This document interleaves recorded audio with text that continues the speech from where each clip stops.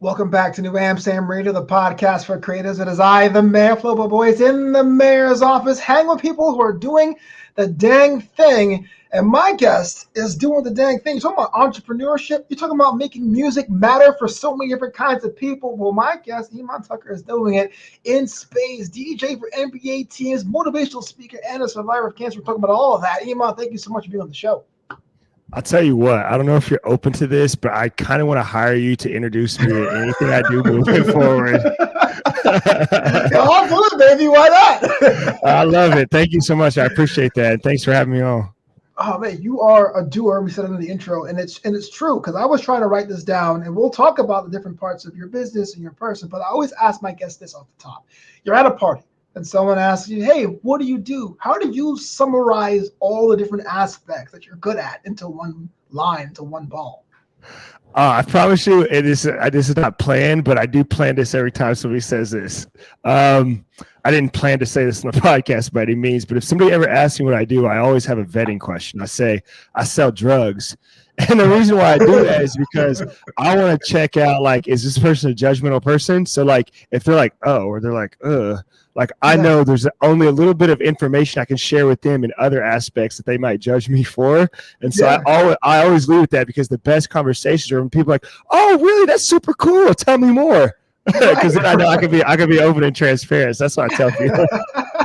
I sell drugs. You know, I always tell people at the whole LA thing, and here in LA, where we try to just be like grinders. I'm grinding. I do this and that, without any attempt to make progress. And so I would go to parties, and I would literally say, I do nothing, and wait for a reaction. And people go, oh, nothing? But I'm so glad because you sell drugs. No, I'm just kidding. All right. First thing off the rip, the first thing I saw you doing was DJing. So you were like the house DJ for a lot of clients, but definitely the Pacers, the Fever, and the Colts. How did you get into that first? Into music, into understanding what makes people move at these kind of events? What was your whole flavor, brother?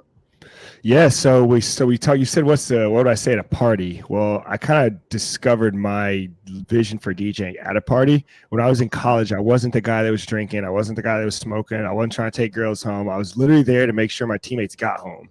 Okay. I was always the DD, but the entrepreneur in me, like, something in my spirit just burns when I don't have like utility or something to do while I'm there. Yeah. So I started being the person that was playing the music. And just so happens my music taste was popular enough to where it would like make people move, but also fresh enough and funky enough to where like they'd have a good time and feel some soul in it. Yeah. And so I'm not the type of person that I just do things to do it.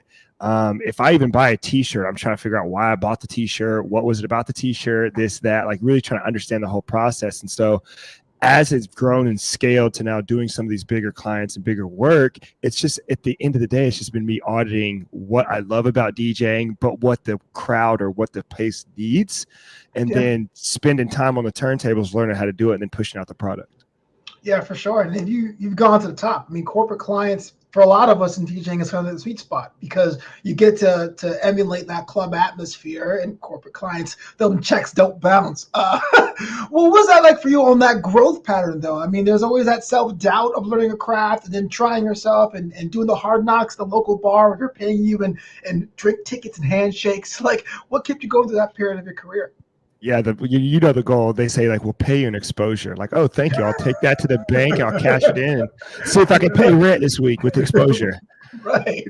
But no, that's a great question, and thank you for asking that, because I think one thing is as creatives, like, we try to pretend like we have everything all figured out, and we try to pretend like, oh, there's this progression and things are going to go like this. It's going to be hard, but it's going to pay off. Yeah. I'm telling you right now, 5 years ago, I had no clue that any of this DJ stuff was going to pay off. I just did it because I loved it, and I consistently improved on it because it's something I believed in. But other than that, like, I still like kind of like pinch myself times and be like, wait, we came from like house parties, playing for a bottle of water, to doing this. Like, it's crazy. I can't believe it. Well, let me take a step back then. So what was going to be the plan before that? Before you decided to jump off and be DJing, what was the thing you jumped off from? I was going to be a corporate hustler. You know, I was in school for 6 years. I was going to do the 9 to 5 thing, but I was going to try to bring some soul into it as a melanated brother. But like, got my first job in corporate America, and I struggled. Was it I had law, entertainment, marketing? What kind of industry? it was Insurance? in there were two different ones. I jumped from one to the next one. The first one was within medical sales. The second one was within insurance in a specific niche. Okay. Not to give it away, but just to tell you that it just wasn't for me. Like there was just something that was too vanilla about it that I had a hard time even waking up in the morning saying like I want to go to work. Okay.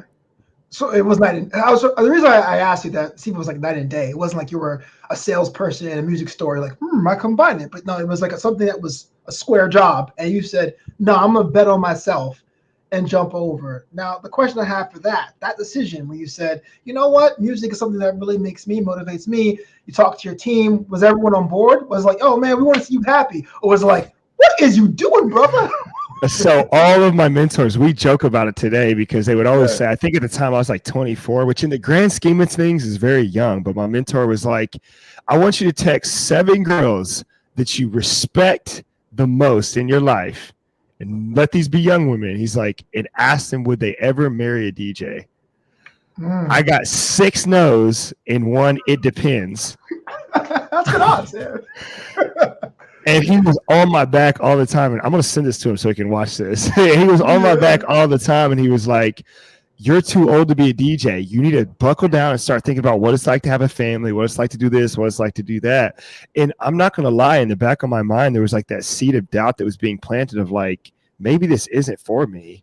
And so I carried that for a while. And that's why I tried the whole corporate thing. But at one point, like if enough is enough and you actually truly see a vision in something, you got to mitigate certain types of risk and just go for it. So you're based in Indiana now. Are you an Indianian original? Indianian? What's the word? No, I'm originally from Fayetteville, North Carolina, which is my dad was based in Fort Bragg. So that's why I was born there. But everybody always knows J. Cole is like, oh, yeah, that's the guy that's from there. Right. Yeah. I went to school in Northern Florida, and I lived in New York. So I commuted through both the Carolinas. So many speeding tickets for 95. So, okay. I understand sometimes I ask a lot of my creatives and they say, when in the situations where it was like, man, maybe you should think about what you want to do with your life.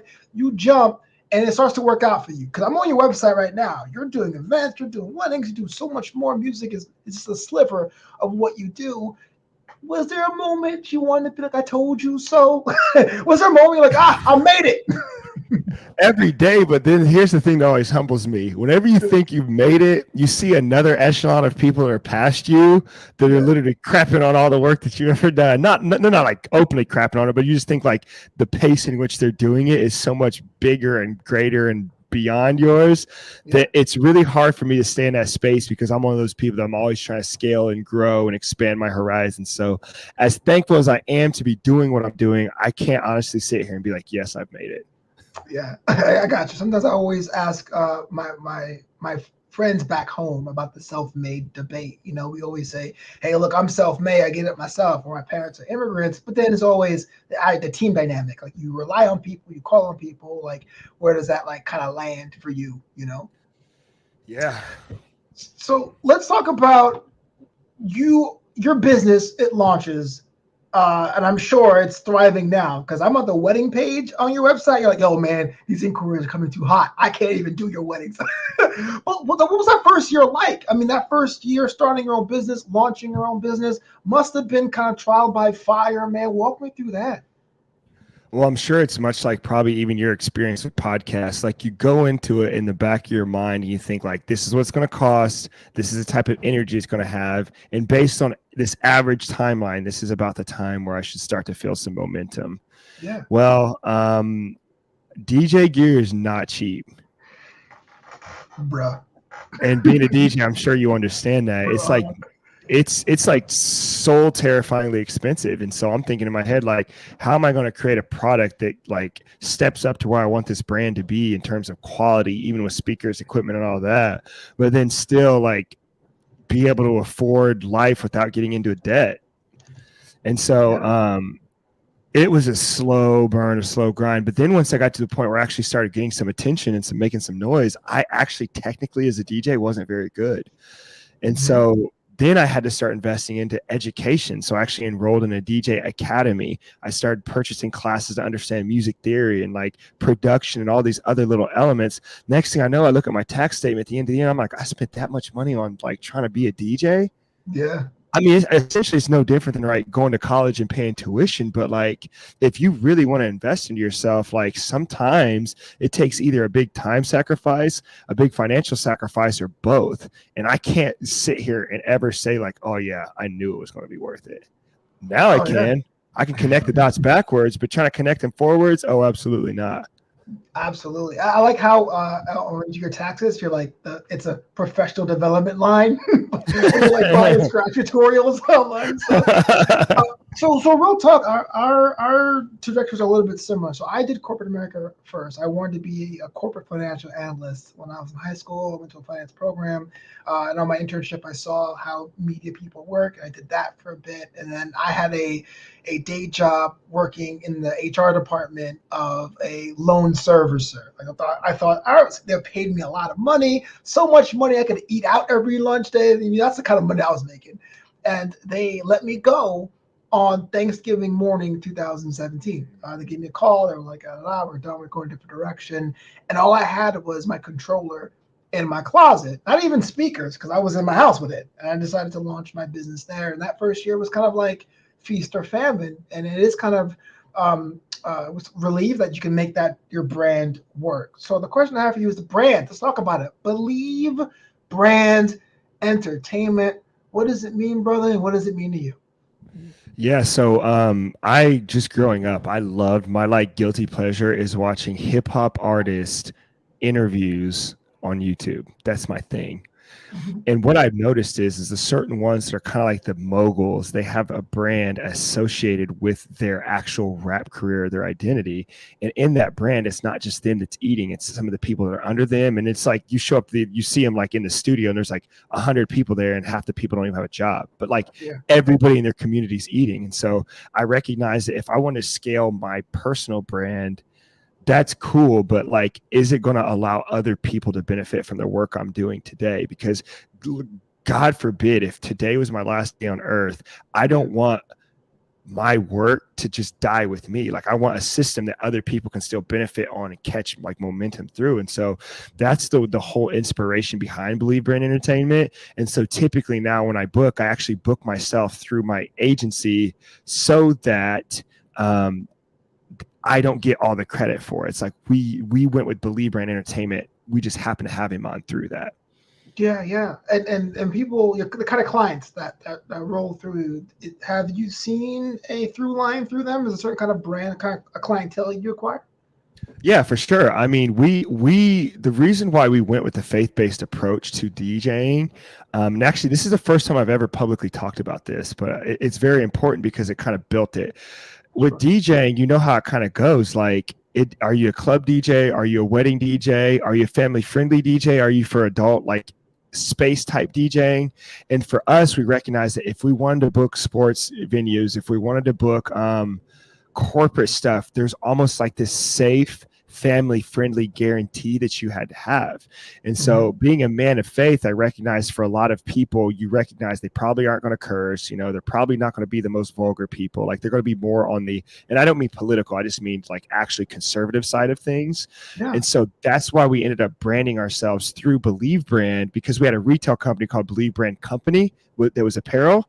And so then we branched off of that and added the entertainment side on top of it so we could attach some of that imaging and messaging now to the DJ side of things as well.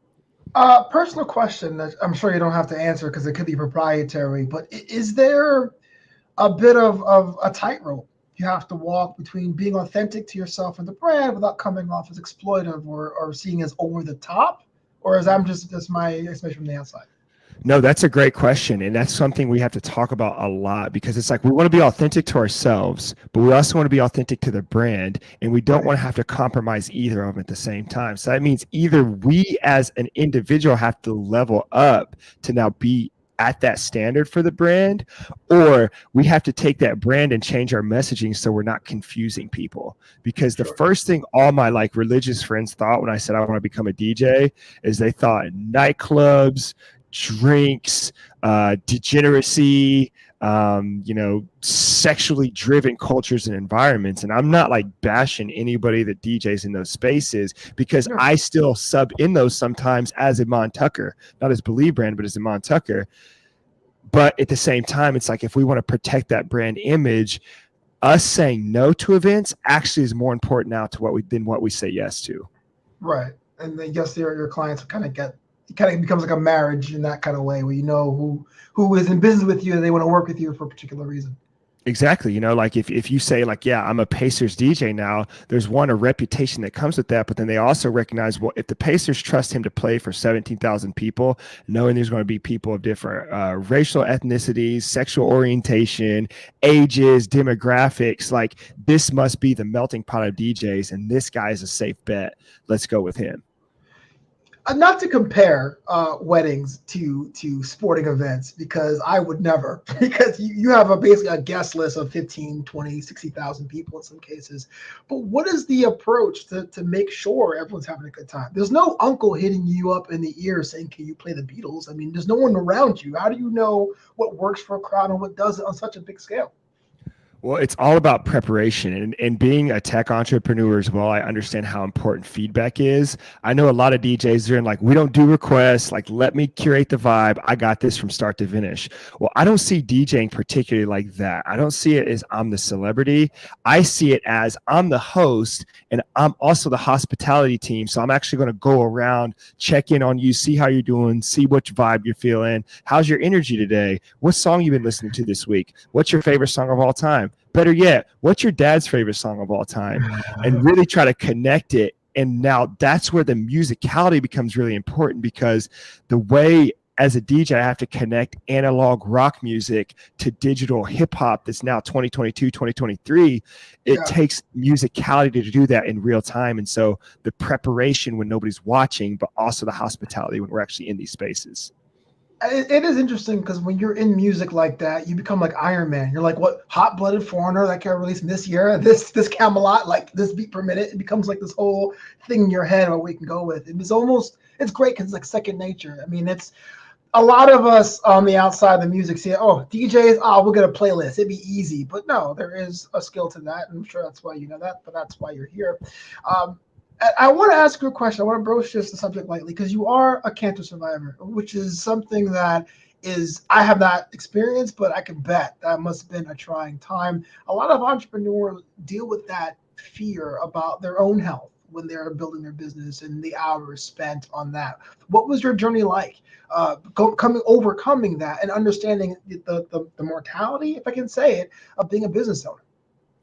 Yeah, so it's like one of those blessings and a curse. And the way I explain it is, it's the best, worst thing that's ever happened to me. And I've seen other survivors of just, whether it be trauma, cancer, like domestic violence, whatever it is, they kind of carry a similar spirit in them about, this gave me so much perspective that has allowed the compass for where I'm moving forward to easily be directed. And so for me, what I learned in that space is it wasn't really about me, because all I had to do was just get the treatment and survive. But think about my brother, my sister, my grandparents, all my caretakers, the nurses.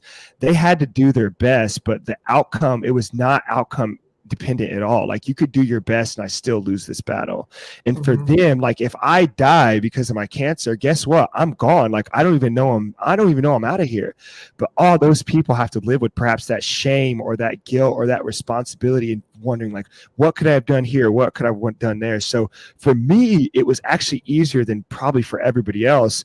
But I say all that to say, because I recognize how hard it was for my caretakers, that's the first time where I had that perception or that perspective that, like, my life's really not about me, and I'm here to be hospitable. I'm here to be a servant. I'm here to fill their needs and serve them and affirm them in a way that they feel connected, they feel safe, so that they can have a better experience for something that they're going through. And I can't lie and say, like, that's literally the blueprint of all of our businesses now too. Like, making sure our clients or those outside of me are taken care of. And then in that, I also too get taken care of as well, because they say yes, they pay for our businesses, they do whatever. This, and I apologize to long-term listeners of the show. I say this all the time, but there's a line from Ian Fleming that says you only live twice, right? Once when you're born, and once when you stare death in the face. Now, my experience was a complication from elective surgery, but I will say there was a perspective that I had of like, yeah, everything I want to do, I got to do it. I want to ride a motorcycle. I want to try my first hour stand up. I'm going to do it because of that. I don't want to use the I word, but have people come up to you and heard your story and say, hey, man, I was inspired to go on my own journey, to do my own thing after hearing yours? I think that's the hardest part for me to actually come to terms with is the fact that maybe this story has a message and maybe somebody can be inspired by it, because for the longest time, I didn't even tell people. I just showed up to school at 14 years old with no hair. And like, everybody's like, why did you shave your head? Like, oh, bald guy, blah, blah, blah, blah, blah, whatever. And I realized that by not sharing my story, I was actually, the struggles I went through was going in through vain, because now I'm the only person that's allowed to have discovery from this thing that happened. Like, that's super selfish of me. And so I had to get out of my own head and start being okay with sharing what I went through with people, because let's say, and I hate to keep saying this, but like, let's say my last day is today or tomorrow or whatever, like all that work, all that struggle, all that pain is just going to be disappeared in a moment's notice because I want to keep everything to myself. Like, that's not fair to my nurses. That's not fair to my grandparents. That's not fair to my brother and sister that had to struggle with this through me. So if I can inspire somebody by sharing my story at this point in my life, I'm all in. All in is what it's about. It's still the beginning of 2023. And do you do the year goals or resolutions? What's on deck for Believer Entertainment next year or two? Can I ask you first? I'm actually anxious to know about a little bit of your goals. Oh, what's up? Well, okay, that's good. That's a good question. So I have many different verticals for my business. So for New Amsterdam Radio, I want to be able to get listened to in more countries. So I'm trying to get a lot of the transcripts done in different languages, so other people from other languages can understand. Because typically, most who download are English speakers, which makes sense because this is an English podcast. As a comedian, I want to go back on the road. I have the one LP, the one EP. I want to do album 3 or LP2 or whatever, to go back on stage doing that. And as a presenter and host, wrestling was good to me. I had the Spotify show. I want to go back up there with another vendor, maybe either wrestling or boxing or Formula One. And from the esports, sports casting, shoutcasting thing, I want to be able to cast a LAN, which is basically an in-person event for video games, whether it's Rocket League or F1 or WWE 2K or Madden. I do a lot, but those are my goals for the year. So I cross the fingers, it happens. Yeah, I had a feeling just based on your energy and based on how many things you seem to have like knowledge on, and even the preparation for this podcast today, I was like, I have a feeling this individual is doing a lot. So I was like, let me hear about his goals first and like size up, like, are mine even legit based on the stuff that this guy's doing? They're legit. But nah, I always get inspired when I hear about people and their goals, because I'm not gonna lie, I actually have a really hard time setting goals. The reason being is because every time I try to set a goal and I actually consistently go, like we said earlier, all in on this thing, like the way it's blessed is like 10-fold, 20-fold, 100-fold. And so I wish I could write a story and say like, oh yeah, in 2022, I'm going to be Indiana Pacers, Indiana Hoosiers, Indiana Fever, Indianapolis Colts DJ. Like, it sounds cute, but like the reality of it is I didn't know that. I just want to know what it was like to be a working DJ and make a living doing something I love. And so in 2023, my goal is actually to commit to processes that we've already been doing and go all in on those. But then on the second part is I want to do a better job of actually sharing some of the insights I'm learning through this so that I can encourage and inspire other people to actually start investing in the things that fire them up and make them really excited. That's a common trend. The pursuit of the intellectual is twofold. One is never being satisfied with the knowledge you have, and then being able to share with others and build a platform for others. So yeah, right on, player. Hope that works out for sure. Because it looks like it's only the beginning for you, man. I'm looking at these photo shoots. I'm looking at the social media pages for you, man. Like you look like a celebrity, man. I'm glad you can grace the presence of our show before you get too famous. Oh, thanks. I mean, what is fame? But I appreciate that. Do you have a dream venue, or is it kind of like a gig at a time sort of situation?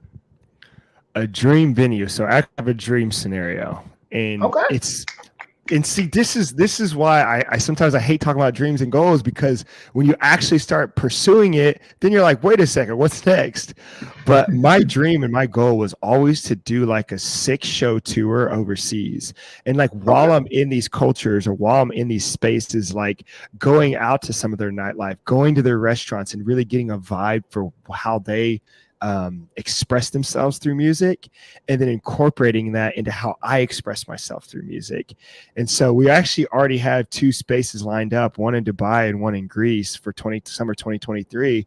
And so now I'm thinking like, wait a second, the same guy that was DJing house parties for free in 2017, 2016 has a chance. He's only 4 spaces away from now doing that 6-show tour. Like, Yeah.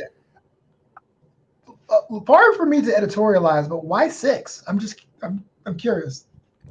It just felt right. I don't know. Okay. I'm the analytical creative, so it's like I like to put metrics behind things, but my Yeah. ultimate decision ends up being what just feels good. I don't know. Something about 6 just sounded cool. Michael Because I was Jordan, like, 6 rings, right?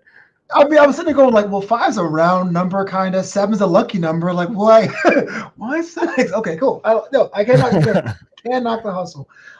So I ask all my guests this on the show as we wind this down. The most difficult question I ask everyone. Mr. Tucker, what is your favorite junk food? So this is actually a really hard question to answer, and this is why. So I've actually noticed how sugar has really been like changing my body and like ruining some of my focus and some of my intentionality. And so like in 2023, like a little subcategory goal is for me to stop consuming so much sugar. Okay. And it sucks because I have a crazy sweet tooth, like bad. I like Respect. ice cream, brownies, cookies, crap, Cheetos, like all kinds of bad stuff. And so I've noticed that as I've elevated, it's required me to be a little bit more intentional with my nutrition and how I treat my body, and, you know, self-love and self-care and all those things. So my new favorite junk food is sparkling water. That's what I'm going to say. That's not junk though. You can't be like, oh, my favorite food is kale. Like, come on. I'm moving forward and speaking into existence that sparkling water is the worst thing I'll consume moving forward. There's got to be. I mean, it doesn't have to be like a cake, but it's got to be something like, yeah, man, I had a good day. I'm gonna celebrate. I got that thing I wanted. I'm gonna have a little treat. It could be a grape, you know, but the water cannot count. I'll tell you what it actually is. All right, it's multiple things. This is a whole scenario. I just did a show. I'm going to stop by Raising Cane's first. I'm going to get the box combo, forget the slaw, extra bread. Then I'm going to stop by Starbucks, get a venti iced white mocha with vanilla sweet cold foam, like 80 grams of sugar. And then I'm going to stop by Five Guys and get one of those Oreo milkshakes. Okay, that's what I'm talking about. Sparkling water. I do that when I'm on a diet. That can't be junk food. What's your junk food? What was your number one? See, okay, so it depends. If it's like a end of the week, you know what I mean. I just did it. I usually go to Carl's Jr. / Hardee's and get the double best Western bacon. I'm also a big cookie guy, also. But when I'm on vacation mode, I roll up and get me a beef Wellington. You know what I mean? I want to be fancy. You know what I mean? I want to have some pastry wrapped in my beef. You know, so I go a little bit levels, but I don't say water is junk food. That's my everyday. Speaking it into existence. Yeah. Well, I mean, when you were talking about the 6 city tour, I guess I kind of hammered on the number of dates. But I think this year was the first year I was able to travel. No, I take that back. In 2018 was the first time I traveled for business. I had a wedding in Italy because the couple was Italian American and they wanted American sensibilities through DJ, which is awesome. And I flew out there and it was so like not what you're expecting when you say I DJed in Italy. It was kind of like whatever. But I said to be able to be myself, whether it's in hosting or comedy and or DJing and to get paid for it. But the business travel to me always seems a lot more fruitful than going on vacation. On vacation, I'm a nervous wreck. And so I remember saying at the end of last year, 2022, going, I want to be able to travel more for business, get in the bag. So I totally get that. And if it entails me having junk food in multiple countries, well, so be it, you know? It cracks me up how much synergy we have just in how we operate and walk through life, because it's like, number one, I eat the worst while I'm traveling. Number two, I hate vacation because there's no utility for me. Like after I sit on the beach for 30 minutes, I'm rested for the next 3 months. Yeah. And there's something about expanding my knowledge and expanding my horizons and really learning about people outside of me that really inspires me. So I just have to affirm you really quick and say, I'm actually inspired by you today specifically because Oh, thanks, man. number one, your energy was off the roof. Like I just did a podcast right before this one and it was awesome. I had a great time, but like the energy was lower, and this literally just right here brought me to life. And then number two, it just seems like you're a lifelong learner. So I can only imagine how much fun you have on a day-to-day basis without even trying to prioritize fun. Well, put it like that. It does sound great. No, like I said, I made the jump, man. I was pushed out of corporate America. It was the best decision that ever happened. That wasn't even a decision I made. It was one that was made for me to do it. So yeah, to meet people like yourself, this is what we do the show for. But I got to wind this down. We're at the 30-minute mark. I got to ask one more question. And this one here could be as advanced or as chill as you like. But there's a lot of people who think about jumping off and doing whatever they want, creatively, start their own business. And there are some advice you can get from memes and Instagram posts. But what is a moment of advice, a nugget of advice that you learned that no one else told you that you could share with someone that may not have gotten it from Grant Cardone or whatever you have on social media? It's all about momentum. It's all about consistency, and those things always seemed like smoke and mirrors when I would hear people say it. But literally, any success we've ever had on our business is because we focused on something and we're consistent in that focus. And sometimes you do have to learn on your own, but the best way for you to actually get where you need to be is, instead of spending money on perhaps that experience or that gift or that thing, invest in understanding or purchasing the best friends and mentors that can get you the information faster. Focus on that and be consistent over it. And I kid you not, like your life changes overnight. None of the businesses we built, I learned on my own. In every single business endeavor I've ever had, I've worked extra jobs to pay for mentors so that I could get where I needed to be. Shout out to Knowledge Bases. Iman Tucker, thanks so much for being on the show. Now's the time. You put yourself over, brother. If someone want to contact you, engage with you, book you, give you a virtual high five, or even in person, how do you go about doing that? Yeah, so my name is Iman, Iman, Smooth I Tucker. Smooth I is not in the name, but just remember it's a Smooth I as opposed to Iman. Just look me up on Instagram, Google, YouTube, whatever. You'll find something. I try to put it on every space. So whatever medium you want to consume our content, we try to make sure it's there for you. So, man, there you have it. There, make sure you check it out. Safe will send you on the new Amsterdam Radio podcast, a podcast for creatives. We're out. Peace.